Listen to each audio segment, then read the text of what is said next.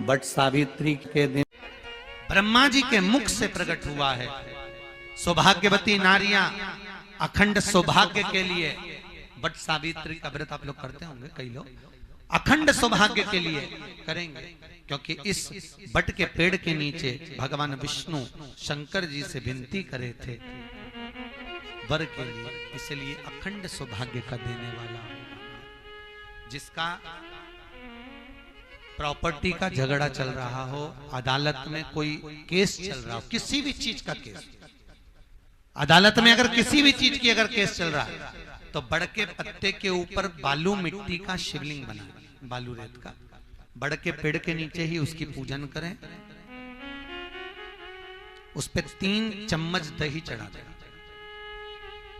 अपनी मनोकामना कर कर दही चढ़ाकर उस दही को चम्मच में वापस लेकर जाए, शंकर जी की पूजन कर कर उसको विसर्जन करें। वो दही जो लेकर आए, जब अदालत कार्रवाई हो और आप केस के लिए अदालत में जाएं, उसको चंदन में मिलाकर तिलक कर कर जाइए, आपका काम विजय प्राप्त होगी, काम फतेह हो जाएगा। बटकेश्वर महादेव का स्मरण करने से कार्य की सिद्धि होती है। जिस बच्चे का एग्जाम में पास नहीं हो रहा हो, अच्छे नंबर नहीं आ रहे हो, वो भी इस दही का तिलक लगाकर जा सकता।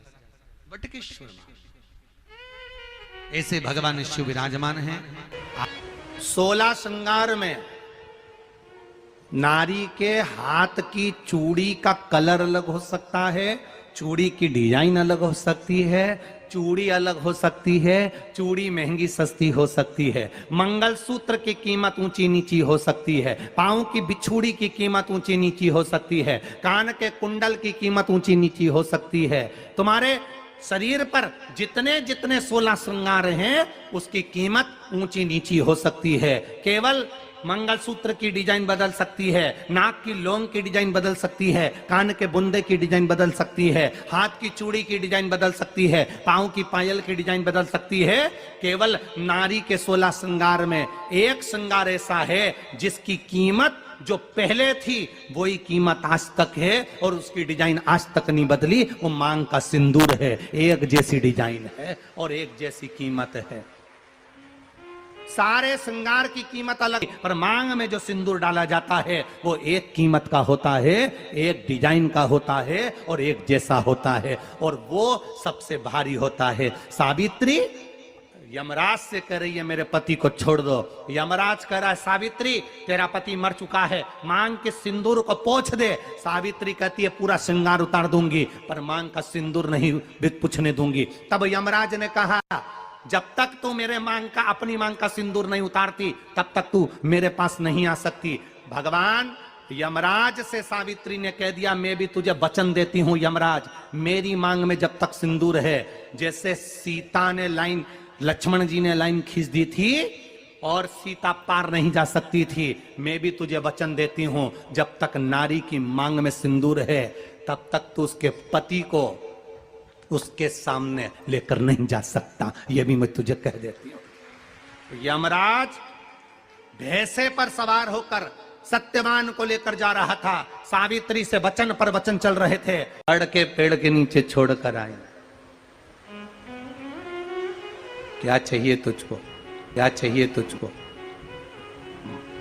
क्या दूं मैं तुझको,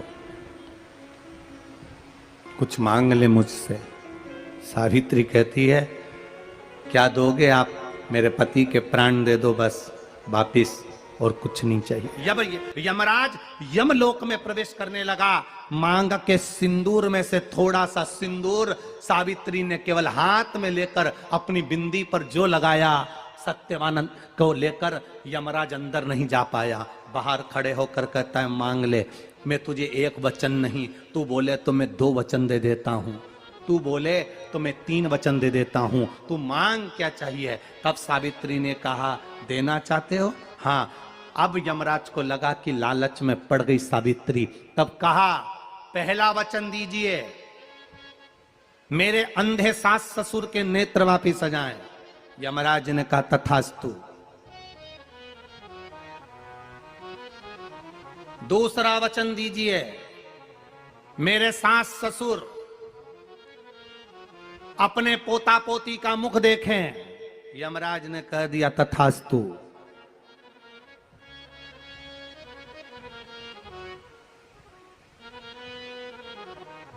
जाओ। यमराज जाने लगे, फिर आग जलने लगी। कहने लगे अब मैं अंदर क्यों नहीं जा पा रहा हूं? सावित्री कहती है तुमने वर दिया है, मेरे सास ससुर पोता पोती का मुख देखें, उनके बेटे को तुम ले जाओगे तो पोता पोती कहां से होगा? छोड़कर जाओ। सावित्री है, पति को वापिस लेकर आ गए। कर्जा मुक्ति के लिए सारे वृक्षों में अगर कोई श्रेष्ठ वृक्ष माना गया है तो वो बट का वृक्ष माना गया महाराज। इसलिए प्रशासनिक कार्य के लिए, मानसिक टेंशन में, परेशानियों में बटकेश्वर महादेव का स्मरण किया जाता है। और यदि निवेदन करूंगा, बहुत ज़्यादा यदि आपको कर्जा हो गया है, बहुत ज़्यादा कर्जा हो गया और वो कर्जा चूक ही नहीं रहा, तो थोड़े दिन बड़ के पेड़ के नीचे आप बटकेश्वर महादेव के लिए 1 लोटा पानी, उसमें थोड़ा सा पिसा हुआ चावल पीस के गला लेना चावल को और पीस लेना, पीस के उस पानी में मिला लेना और मिलाकर उसमें थोड़ी सी हल्दी पिसी हुई डालकर बटकेश्वर महादेव के नाम से बड़ के पेड़ के नीचे अपनी कामना कर कर जो कर्जा हुआ है उस कर्जे का भान देते हुए, स्मरण देते हुए छोड़ दीजिए। महाराज 2 या 3 सोमवार एक ही जगह पर करना। 3 सोमवार बाद वहीं से बड़ के पेड़ की थोड़ी सी जड़ उठा लाना और उस जड़ को एक कोई धागे में बांधकर या तो अपने गले में डाल लो या अपनी जेब में पटक लो, उसको थोड़े दिन पटक कर रखना, लगभग 2 से 3 महीना पटक कर रखो।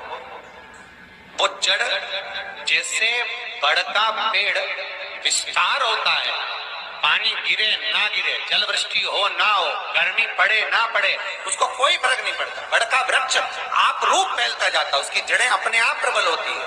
उसी तरह ये बटकेश्वर महादेव कहीं से भी अगर जड़ आपके पास में रखी है 1 महीना, 2 महीना, 3 महीना तक, तो ये जड़ अपने आप लक्ष्मी को पकड़कर खींच कर लाती है और कर्जे से मुक्त कर देती है।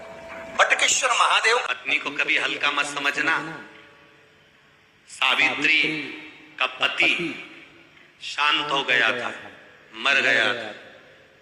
बड़ के पेड़ के नीचे यमराज उसको लेने के लिए आ गए और सावित्री को छोड़कर यम उसके पति के प्राण लेकर जाने लगा। सावित्री मैया अपने सात्वित्व के बल से, सावित्री मैया अपने सात्वित्व पतिव्रता परमेश्वर के बल से यमराज के पीछे पीछे जाने लगी।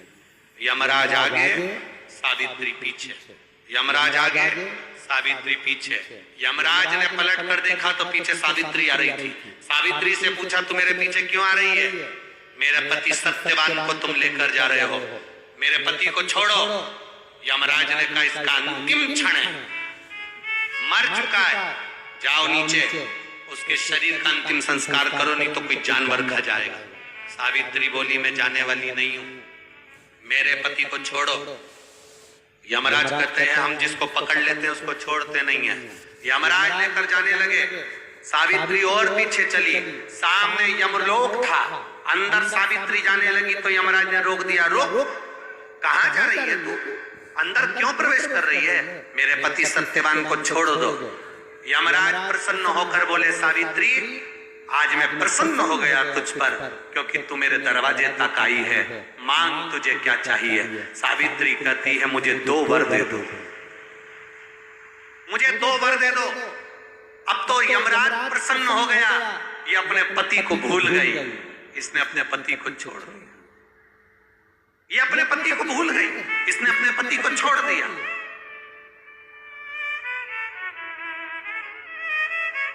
और इसने अपने पति को छोड़ दिया। अब ये कुछ मांगेगी, 2 वर मांगेगी तो मैं इसको 2 वर दे दूंगा। यमराज प्रसन्न हो गए, अपनी पति को छोड़ा इसने। यमराज ने कहा अपने पति को छोड़कर जो तू 2 मांगेगी मैं दे दूंगा, बस पति मत मांग। तो सावित्री ने कह दिया नहीं मांगूंगी पति। ठीक है, मांगो। सावित्री ने कहा पहला वर दीजिए। मेरे सास ससुर की आंख में रोशनी नहीं है, उनकी आंखों से दिखता नहीं है, बस इतना सा वर दे दो, उनकी आंख की रोशनी आ जाए और वो अपनी गोद में अपने पोते को खिलाएं, बस ऐसा वर दे दीजिए। यमराज प्रसन्न हो गए, इसने पति नहीं मांगा, तथास्तु। अब यमराज ने कहा दूसरा वर मांगो। सावित्री बोली दूसरा वर दे दीजिए। मेरे सास ससुर आज तक कोई तीर्थ करने नहीं गए, मेरे सास ससुर का जो बेटा है वो उनको तीर्थ कराए, बस ये व्रत दे दो। यमराज ने कहा इसने अपने पति को नहीं मांगा, तथास्तु। अब यमराज ने कहा जा सावित्री के कहां जाऊं?